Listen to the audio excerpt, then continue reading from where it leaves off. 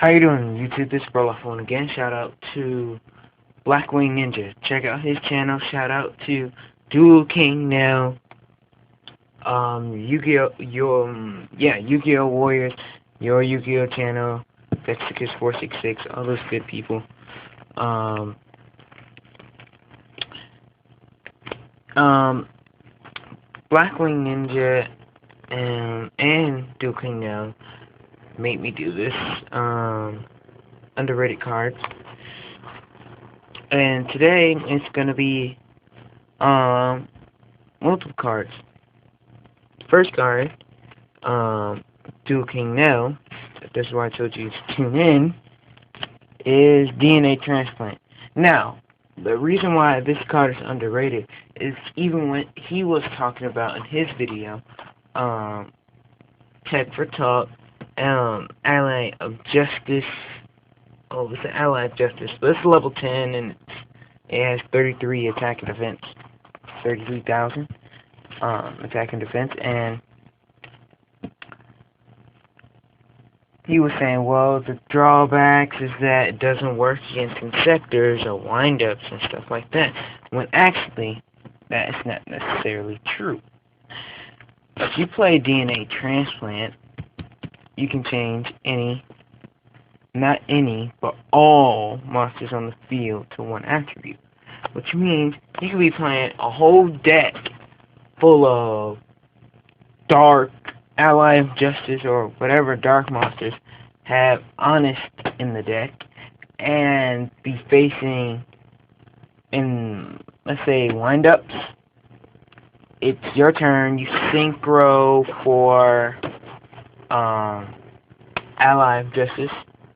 Synchro for the Ally of Justice, and they have a wind-up hunter,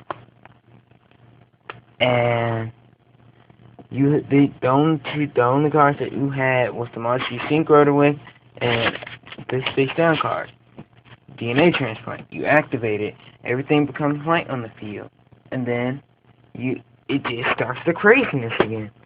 It is a very good card for cards like that, and it's a very good card in general, like for decks who want to use Honest and other cards that go with light monsters, but not necessarily have a full-on light deck. It's very good. The only drawback to this card is that you either have to search for this, or be lucky enough to get it in a draw. That's the only drawback. Second is Dandipon. Now, Dandipon got reprinted. This card is old as I don't know what. I don't understand why people don't play it in sector decks, because this card is great in sector decks, because you set this thing, your opponent blows it up, and then you can search for a drag. It's basically almost all, unless you're running a Gigamantis, it's almost an all platform and sector search thing.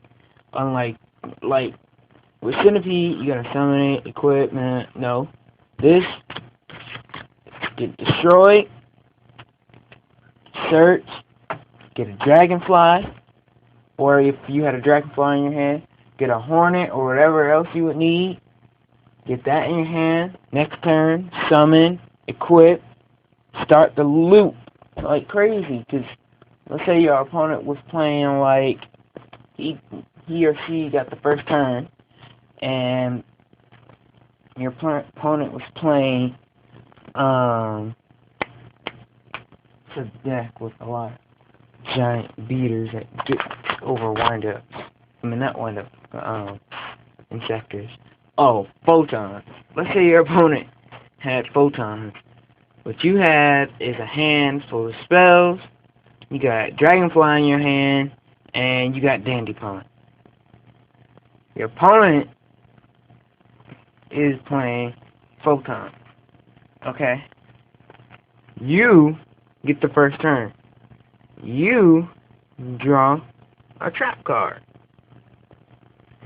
Then you have nothing to do, because insectors, that's all they do. Is troll-lol-lol-lol. That's all they do.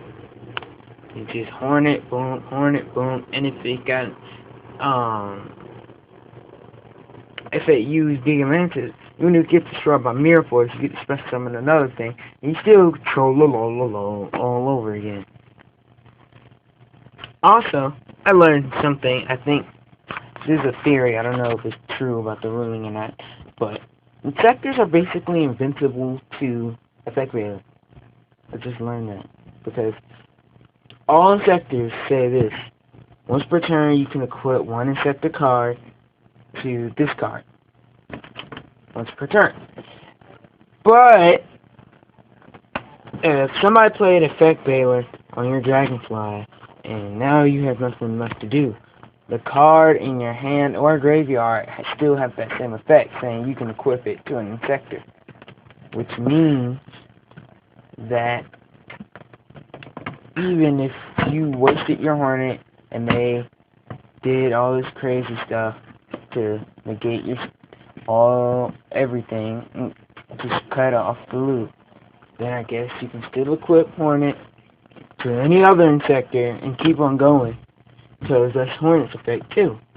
So essentially, as long as you have a full insector build with a bunch of insectors are basically invincible now.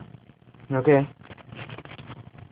And insectors are kind of autopilot, but I don't really like insectors, but I learned that insectors are more balanced than Dino Rabbits or Windups. The only reason why is because, the only reason why is that with insectors, you have to think about your plays. You have to know what is in your deck. You have to know this and this and this. With Dino Rabbits, you have a rabbit, you get normal monsters, you get a Doka, all that. Boom, boom, boom. Just spam XEs everywhere. You don't really have to think about it. If you know how to read, and as long as you know how to read and you know the rules of Yu-Gi-Oh, you can play that deck. But I'm going everywhere with this. But anyway, Dandipon is a great card for insectors. I recommend it. Because you can search for just about any insector card that you really need. Also, another underrated card, Penguin Soldier. Yes, this thing is like a baby mistworm. Okay? Baby mistworm that you can set. This card is pretty good. Blackwing Ninja was talking about Snowman Eater, so, I had to bring him out. Penguin Soldier is really good, and he's underrated. Even now, if somebody was trying to go into Gachi, and they struck some TG Striker, and then they played some crazy stuff, and they set him, and your opponent really doesn't want to do any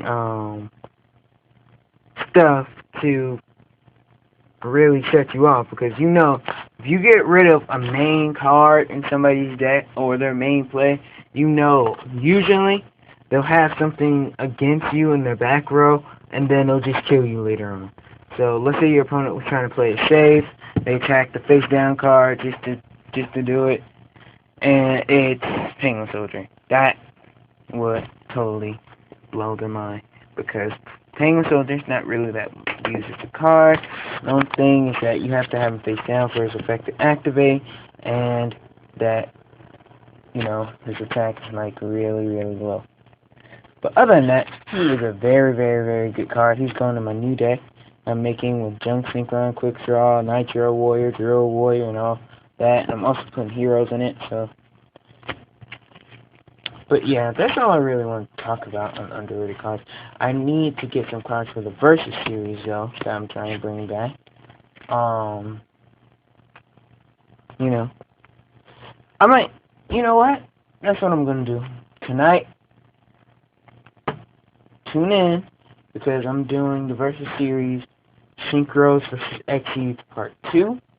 I'm going to be listening to pros, their cons, and their possible futures, and what Konami has done, And also in the comments below, can somebody tell me what card fight Vanguard is? Because I really don't know, but I saw the cards and they look cool. I don't really think I'll spend money on it, but it just looks cool. So anybody in the comments, please please let me know what that is. As always, comment, rate, subscribe. This is Lawful One out. Peace.